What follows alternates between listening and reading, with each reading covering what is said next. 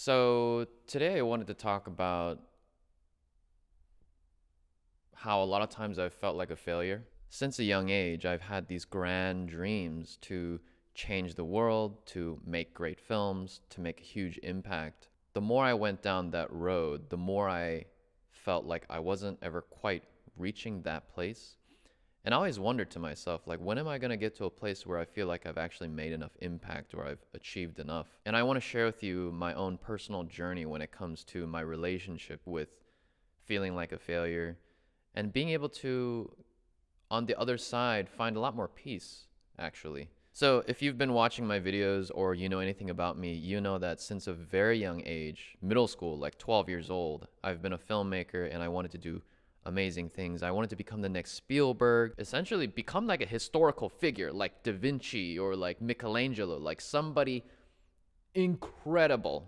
I wanted to become the guy that changed everything. And I backed it up through my action. I made a lot of films, got a bunch of awards, became the creative director of Jubilee, all this kind of stuff. It's not like it was just a pipe dream. Like, I actually put in the work to do it, and I achieved a certain amount of worldly success from an outside point of view. So I'm not alone in this, right? Like, you have your own dreams. All these people in LA, I was there for about like 8 years chasing my dream. Everyone's in LA to do that, right? To become a musician, a celebrity, not just in entertainment and media, but like, Nobel Prize winning, award winning journalists, doctors, lawyers, to become a president or a CEO, what have you. Like, but the reality of the situation is, like, the economy doesn't really work that way. Like, just objectively, not everyone can become a celebrity. Not everyone can win an award. Not everyone can become a CEO. There's roles that people have to play for the whole to function. So not everybody can achieve this like pinnacle dream. So the entire system is set up in a way where only a few, like 1% of people, can truly reach the very top, and the rest of us fail. And the other thing I've observed is that the people who usually do make it to that 1%, that limited real estate, those are the people usually with the strongest egos. And I don't know if having the strongest ego is actually a healthy thing. There's good parts about it, but being too headstrong is sometimes a direct route towards the opposite of peace. A lot of times, the most motivated people are the ones that need the most things to change outside of themselves. The height of their ambition and motivation is equivalent to the amount of lack they feel within themselves. That's not always the case, but it's true a lot of the time. So this whole system is set up in a way where only a few people can really be in that 1% winning category. And then even those winners are people who get there and are never really satisfied or are just trying to fill a void, and very unhappy people. And the rest of us are trying to get into that 1%. And when we don't get in there, we start being hard on ourselves. It's like, why am I not more capable, more talented, more beautiful, more famous? We start beating ourselves up and asking ourselves why we're not good enough. Your whole self-worth becomes hinged on whether or not you can make it into this extremely unlikely small territory that only a tiny percentage of people can make it into in the first place. Most people in that 1% are still trying to search for happiness, and the people outside of it are unhappy because they're not in the 1%. It just doesn't make any sense. It's a system set up for unhappiness. It's not a system set up for the fulfillment of everyone involved. So back to my own story, as I grew older and I wasn't making the exact films I wanted to, and I wasn't Spielberg by the time I was 25, I start questioning myself. It's like, why am I not as successful as I want to be? Why haven't I made the films I want to? Why haven't I made the impact I want to?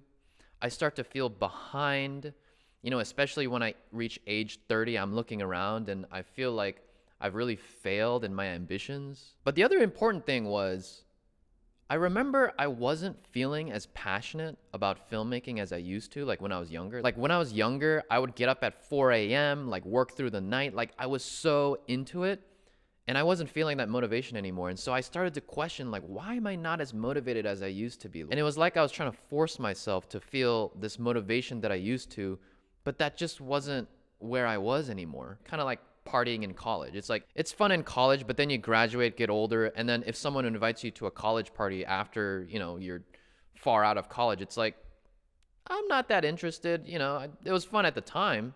So I was trying to force myself back into my older self of trying to be hungry again, trying to be passionate again, but it just wasn't there. And I didn't know how to handle that. I didn't know that I was actually meant to grow into a new stage.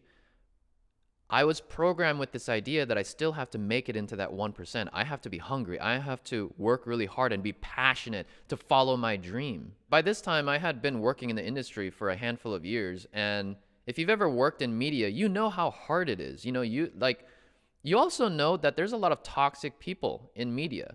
As an artist, I felt used a lot of times, underpaid, undervalued, just used to make commercials to sell other people's stuff. I got the most burned out in my life after Jubilee, when it was just all for views and it wasn't artistic anymore, and so I quit. And I was like a shell of a person by the time I left. So all of my life experiences and me feeling not as passionate anymore, my dream started to feel like a burden. Like, I have to do this thing to prove to myself that I can become the next Spielberg or fulfill my potential or change the world or whatever. This dream started to feel like slogging through a swamp. Our society doesn't actually nurture moving past old dreams. I didn't know at the time that I was actually growing as a human being, and I was expanding. The thing about our world is that we are constantly pummeled by programming that we need to achieve our dreams, become more beautiful, be happier. All of the most successful marketing is based on creating this image of something you need to pursue outside of yourself. Let me tell you about the time I worked at a startup that worked with a lot of K-pop stars and huge musicians, that like global level celebrities. And I got a peek behind the curtains of celebrity and what it takes to create that image. But that's exactly what I realized. I realized that behind these celebrities that seem perfect with like no pores and speak perfectly and are beautiful, there's armies of people dedicated to impeccably crafting that image of perfection.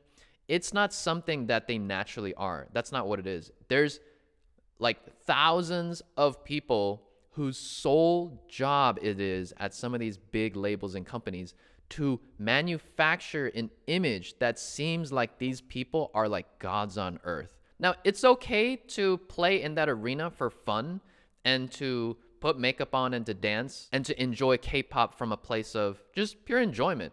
But if you think that's real and that's something you want to achieve as a human being, it's not possible because it doesn't exist. I remember being on set for this one K-pop star we were filming with, but I remember like 7 people came out from the management label, and each person was in charge of a different aspect of this celebrity's image.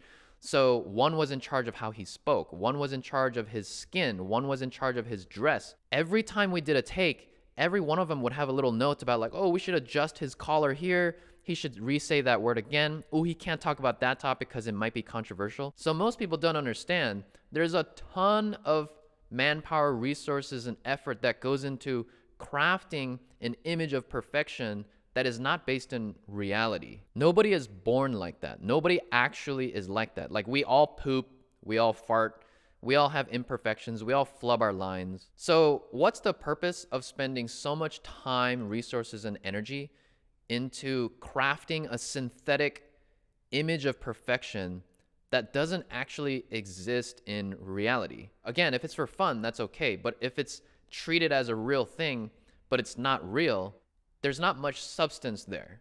Going back to that 1%, it doesn't even exist. Like this perfect image, this amazing achievement thing where there will be happiness, it doesn't even exist. Even the people in the 1%, they're not really happy. So it's almost like this giant haze of illusion that we are collectively pursuing. It's like this giant circle jerk to chase something that doesn't exist, but we're all doing it together. We're all playing a losing game together.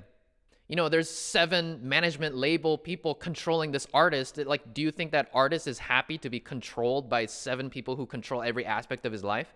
When we walked off set, I remember being told that the label actually controls like what he eats and even offset, like there's someone next to him walking with him all the time to make sure that he doesn't act out of line. So when people look at this celebrity and think that's what they want, is that what they really want? Like, is that happiness? Do we want to live like that? You have to actually ask yourself, when people are pursuing their dreams, what are they actually pursuing? What they're really looking for isn't external circumstance or even the dream, but what they're looking for is a depth of fulfillment, like a rich life. That's what they're actually looking for. The feeling of joy, richness of life, of peace, of purpose. Let me talk about purpose. Is life all about our own individual happiness? Is that a meaningful purpose? Let me read you a quote that I read by Martin Luther King Jr. He's not somebody who lived for his own individual happiness. Like, he could have done that, gone off to an island and chilled on a beach and just, do something nice. Instead, he willingly exposed himself to hardship and lived a deeply purposeful life. This is what MLK wrote one time about purpose. Some have been tempted to revise Jesus' command to read, "Go ye into all the world, keep your blood pressure down, and lo, I will make you a well-adjusted personality."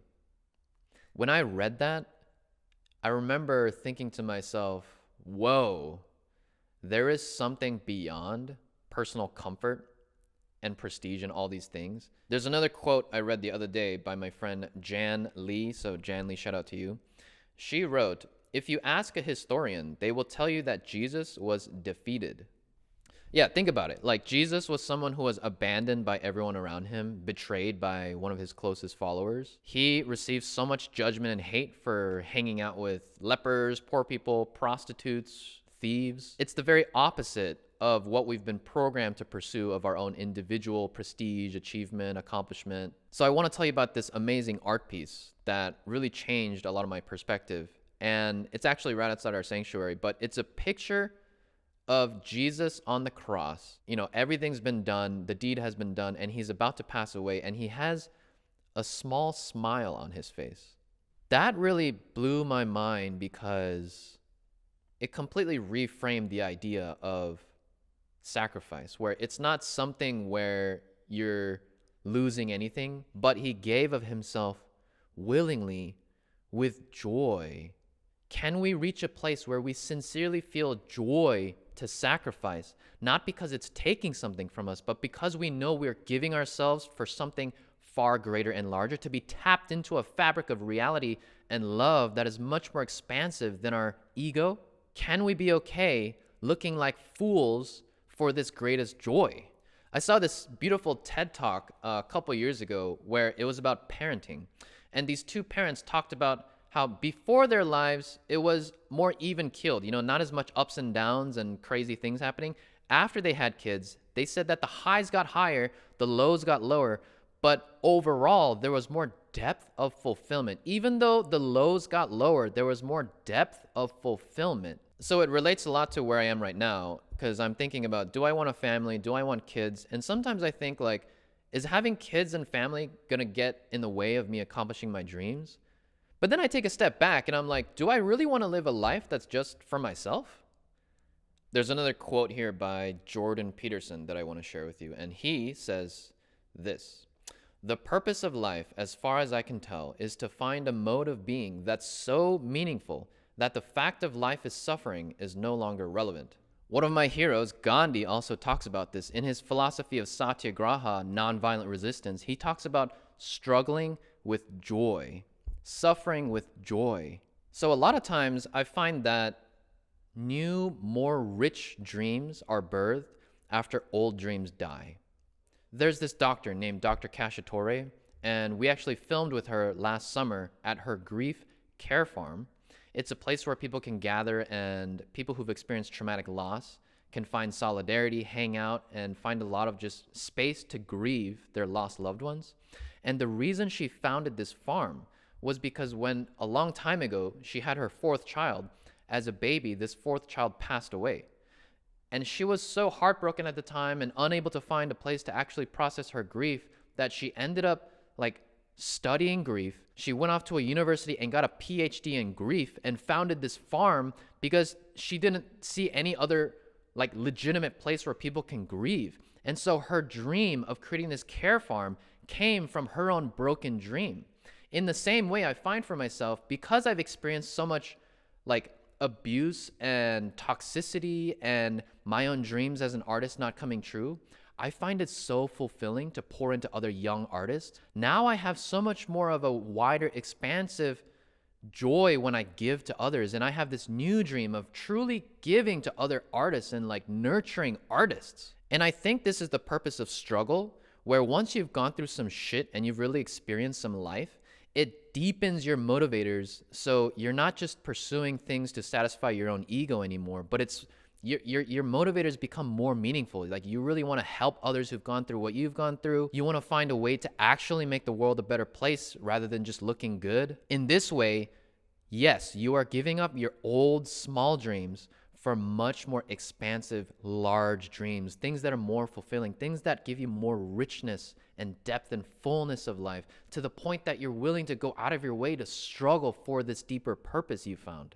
I think the reason that a lot of us go after this false illusion of perfectionism is because we're running away from the small self, the shame self, the unworthy self, right? But I think actually, if you reframe it, the purpose of the small self is for us to learn how to love it. Because when we create space for all things within ourselves and we don't judge ourselves, we're not running away anymore. We're not chasing illusions. We're learning to actually love ourselves. And in turn, we can share that love with others. We become the light of love, of compassion, of empathy that we can spread wherever we go. So it's not a matter of chasing dreams. It's a matter of being the light and the dream for others. Because when others are looking for joy, fulfillment, peace, when they go after all these things, it's not those things that they're after, right? They're looking for the feeling of love and belonging and joy. So we can be that dream for other people. We can give people empathy, listening, compassion, love, all these things. We don't have to be perfect to do that. We actually are better at that when we're imperfect because we've gone through our own struggles. So in that way, you don't even have to be talented. You don't have to be beautiful, whatever. All you have to do is be a good person. When you think about accomplishing stuff or doing great things, it's always like this lofty goal that you're trying to reach. But in my experience, if you're idealistic like me, you're never going to 100% achieve that goal. So you're always falling short. So do this. Instead of having this tremendously high ceiling of what you're trying to accomplish, just lift the floor. There's these small, simple things you can do to feel better and to live a life of more peace and joy, like getting good sleep, eating well, connecting with friends. So in my life, I have a couple vows that I've made, things that I know where I won't go under that like bottom floor and I won't go into terrible spirals of depression or addiction or whatever. So for example, one vow I have in my life is I don't expose myself to any more pornography.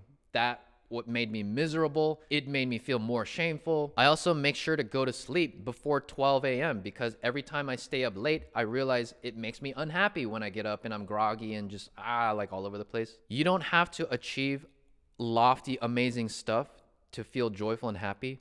All you have to do is just raise the floor a little bit, day by day, week by week, work on the small habits, and I promise you the foundation of your happiness will be so much more grounded and deeply rooted. And the beautiful thing is, when you work on self-mastery like this, it doesn't rely on any external circumstance. We can all do it. No matter what the situation, circumstance, we can practice self-mastery and self-love. And the more we practice that within ourselves, the more we can bring that to other people. All of my ambition really just came from an inner lack and feeling unworthy. And I wanted to prove to myself my worth. So again, it's not that I was actually wanting those achievements. It was that I was wanting a sense that I'm worthy. So the same thing goes for other people too, right? You know, when they're going after perfection, beauty, achievement, changing the world or whatever, those aren't actually what they're looking for. What they're actually looking for is love.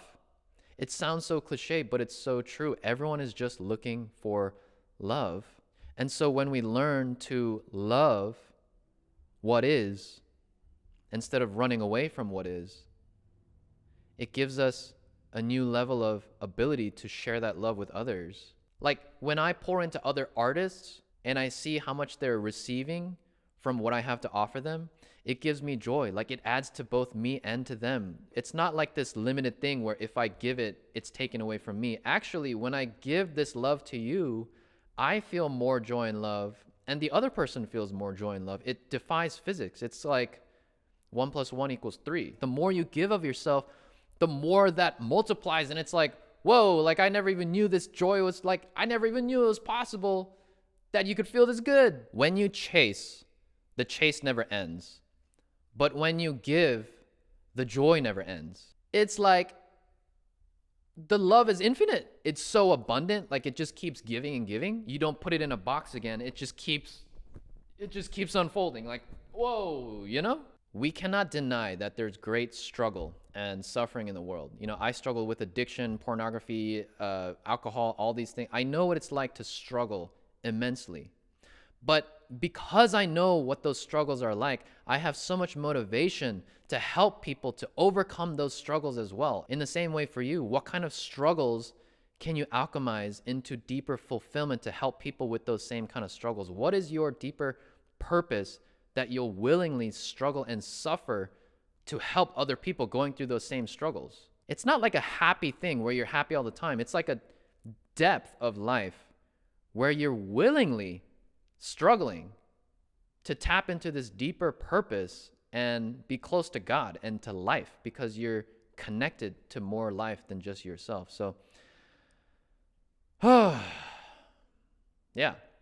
If you like that, I would love to stay connected. Reach out, like, subscribe. There's also a free storytelling audio masterclass in the description box below. And that's it for today, and I'll see you next time. Bye-bye.